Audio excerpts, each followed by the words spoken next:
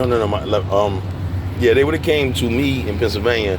My brother, Charles Green Barrett, and his Lexus, and his he know how to get money type attitude.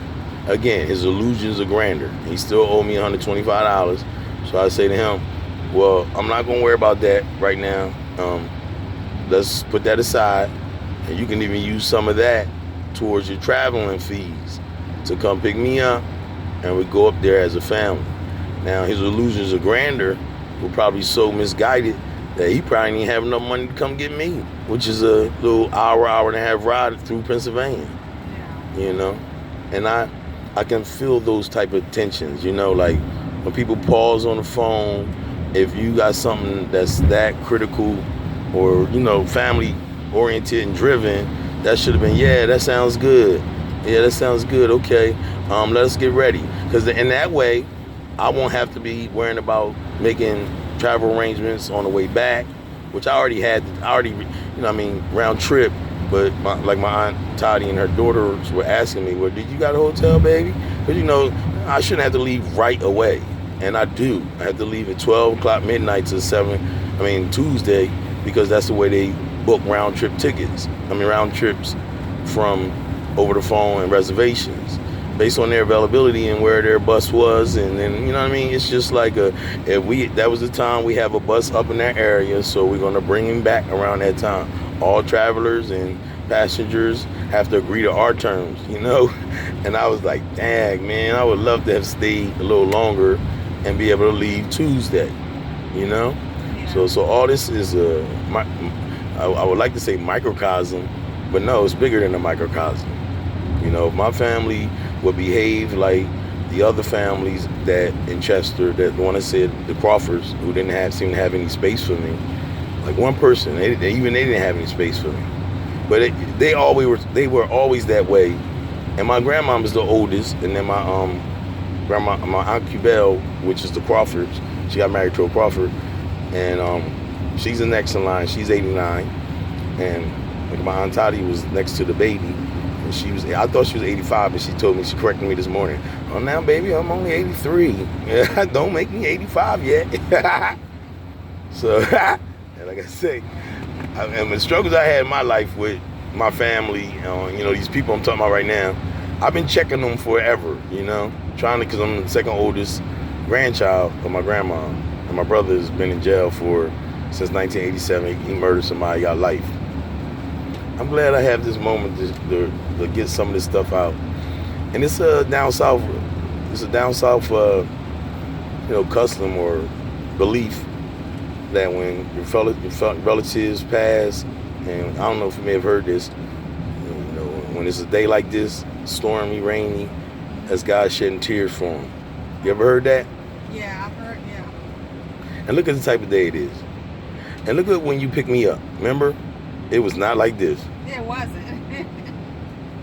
And that's happened with me all the time. And we got Cherokee in us. Matter of fact, my Aunt BOBBIE JEAN Owens is her name. BOBBIE JEAN Owens. BOBBIE.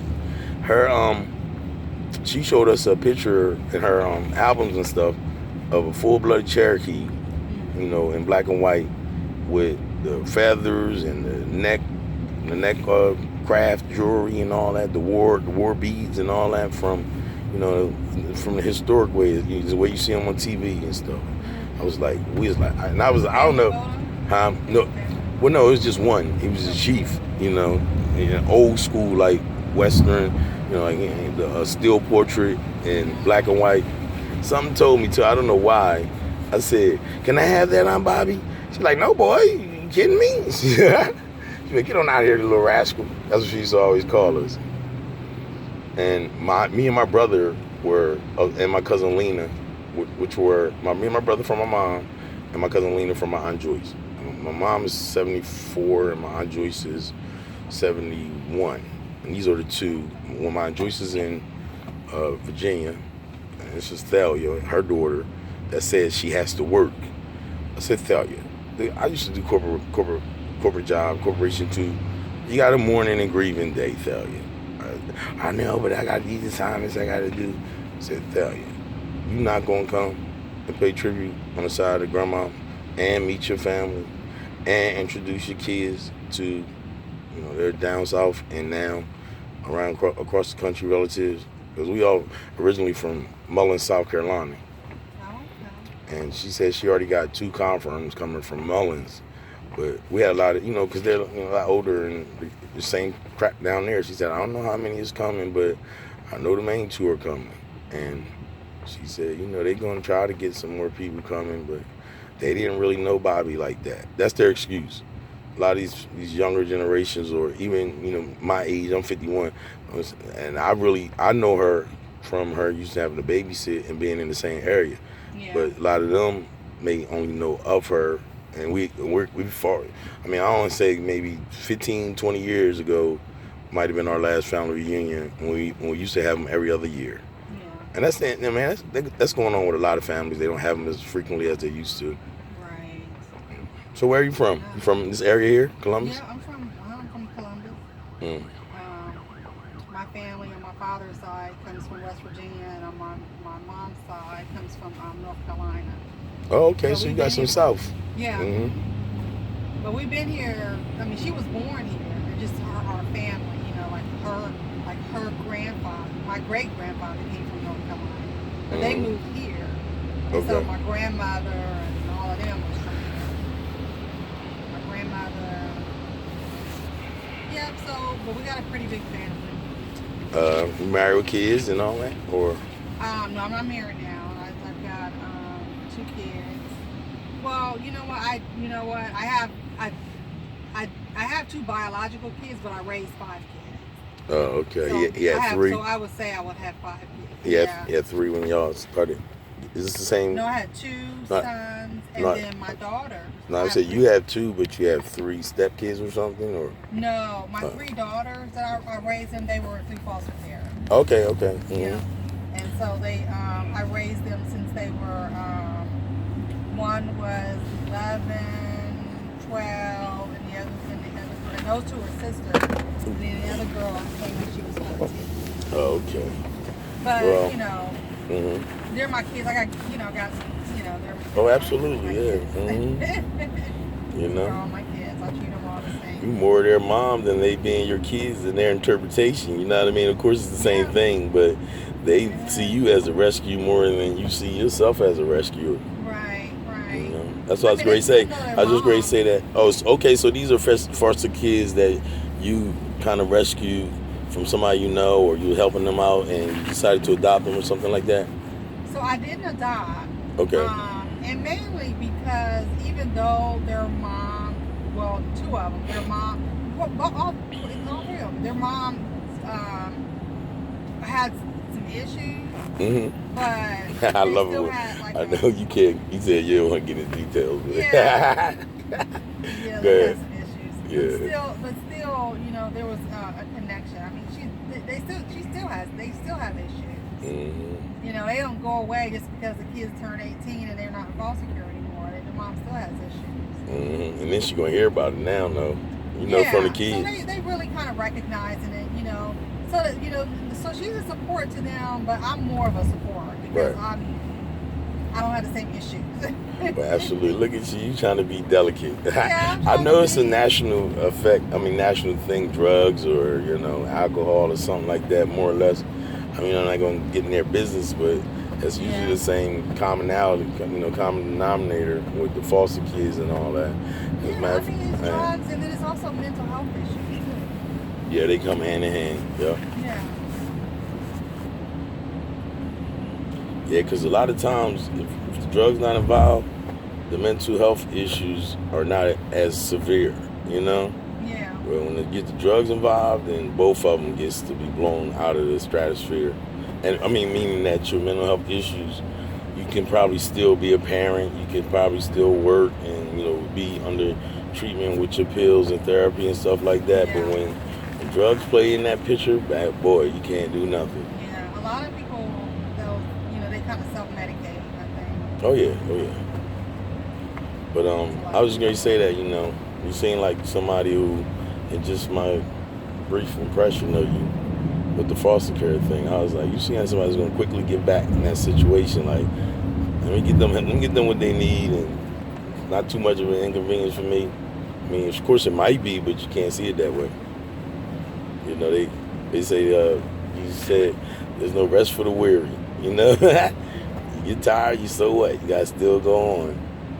Yeah, you do. This is really like mind blowing for me with the weather thing, because you know, before I left home, we had like 4 or 5 days. So she passed on 2/2/2020. You know, straight balance of numbers, and that's my numerology stuff and Libra scales. But on those dates are my brother's 40th birthday, and I told him in January 2nd, and I said, and he had nerve to send me a picture of like $150 and said, yeah, this is how I do. This is a small little fraction of what my earning potential is on the regular. I said, you're going to send me a picture of close to the amount you owe me, and then you're not going to pay me. I said, you sure are. I said, you sure are protected by social media, because I'm ready to jump through the screen and take that money, and then let you lay down and we take a picture of your face. I mean, it's my little brother. I mean, I'm 51, he's 40, and he borrowed $300 in 2014. And I told him, if you don't pay regularly within this year to get it off the docket, you know, you got a year to pay $300 back, and then I'm going to apply interest. I'm not going to apply interest from the beginning. You know, I'm not trying to make no money off you. You claim you want to work, you know, try to start some used car business and, you know, rehabbing cars and then resell them. Buy a little $100 or $200 piece of shit.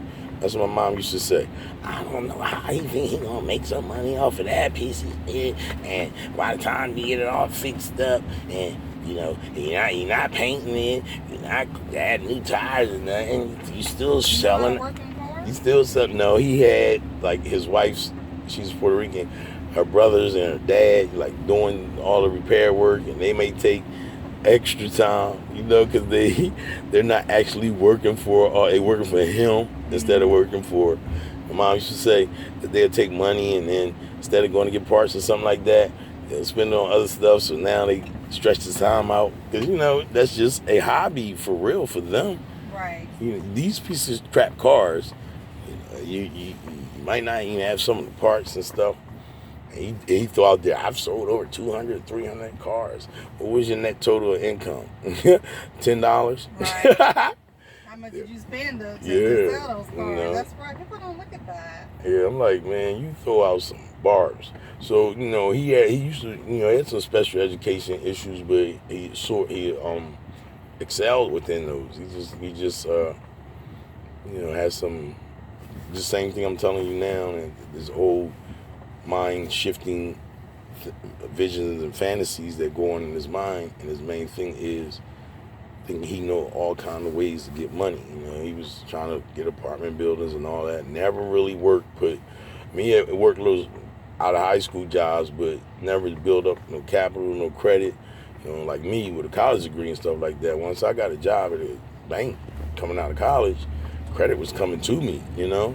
Yeah. Cars and all that. That's why I tell him, I said, why are you disrespecting me? And I helped raise you, taught you a lot of things before you were able to even understand that it's coming from a position of love and, you know, encouragement that you're not getting from mom, that you're not getting from your dad. His dad is literally illiterate. I mean, my mom once told him in one of their arguments, "You so damn dumb, you still sign X for your name." She said, you know, in the old days, they used to do the X to sign off on your name. And then I never understood that until I got older. And I said, damn, that was the one that might have got the fight started. Yeah. You so damn dumb and illiterate, can't spell, can't read right. You know, all you know is them numbers on that check. Who was she saying that to? Her husband? Yeah, their dad, my two brothers' dad. But that's her thing. Like, she like mess around with the type of dudes that it's all about. She can make fun of them or criticize them. Or, you know, I guess they're easily manipulated. She's a Scorpio. Oh my goodness, I'm into that too. So I'm a Libra. So I'm stuck with all this balance and stuff and imbalance. You know, we're considered naturally bipolar because it's very unlike. Yeah, I mean also Geminis, but for the twins and stuff. But you know, because you can never have a scale that's really, really imbalanced. Right. It's going to have to read something. and with the old teeter-totter ones, the one that looked like the scale of justice in the court system, you know, you're either gonna be up or down as soon as you put some weight on it, you know. That's what I tell everybody. They're like, y'all crazy. I like, you know, people. I said, yeah, but what's a scale read without weight on it? 0. So the weight of the world is on our ass. I do poetry too. I have a lot of freedom and time. That's what this is. I be telling you know, I be on the dating app and the women on there, all these freaking demands, 50 something, 55. You gotta have a job. You gotta have a car. You gotta have enough time to spend with me. I like to go out. I like to do this. That's like on their profile? Yeah, they get a little bio. Oh, And I be, you know, and I wrote one. I wrote one and didn't realize I didn't have my picture. You know, I was just talking about a gentleman from the old days. Chivalry is never dead. You know, conversation ain't a conversation unless you listening and contributing feedback. You know what I mean? I be popping some real good stuff. It was liking me. I put a picture out there. I might have got like 3 that out of the 10 for us to even go to a one-on-one conversation or a text message conversation. And then I said, oh, okay, so my words look better than my face, huh? You know, I was just playing with the ones that come back at me. No, you're nice looking, you know, whatever. And then I get into my whole thing is I spend time doing a lot of studying, and us college graduates, you know, we go through a whole lot of final exams, book reports, and you know what I mean? You know, you might have to do your little stand-up presentations and all that type thing. Yeah. So you get a different outlook when it comes to communicating through text messaging. And that's what I'm really emphasizing that too, because I don't do the sentence, send. I don't like cell phones anyway. Shit caused me to lose my career. Because my cousin tell you, but don't you think you overreacted? Because she's just they are so much in common, my wife and my cousin, that on the Chinese zodiac, they're both dragons. Like, I'm a Libra. I mean, I'm a monkey. And I'm compatible with a dragon, a monkey, and a rat. So, and that's a whole year thing, like the year of the rat, year of the dog, year of the dragon. Yeah. And I was like, tell you, I taught you everything you know. You're the one who became better than me because you was an excellent student. I'm talking about academically. You was an excellent student listening, which is your core ability, but I was the one who taught you that stuff, you know, being your older cousin. You know, your mom didn't spend a lot of time with you. Everybody all drunk. They even help them with their homework. That's how far our gap is. As a matter of fact, when I found out that she was born in 76 and I'm born in 68, it's like, damn, am I really 12 years older than you? You know, on her maturity level and, you know, having kids and stuff. I said, no wonder I had to put y'all little knuckleheads in check. And we're from Chester, so you know, think about, I mean, Cleveland and the hood and all that type of stuff is bigger than Chester. Chester is like a miniature Philly, you know? Oh, okay. So our city is pretty small, but we got like 5 or 6 project units in close proximity of each other. Like the Benner Homes, and is where we're from, Benner Homes Project, known as the Graveyard from gang warring days. So you come here in gang warring, you're gonna be left in the graveyard. You ain't getting up out of here. That's where that came from. Oh, okay. And you know, that's Cleveland and Chester? No, that's Chester, PA, okay. Pennsylvania. Oh, Chester. Like right outside Philly, okay. Philadelphia.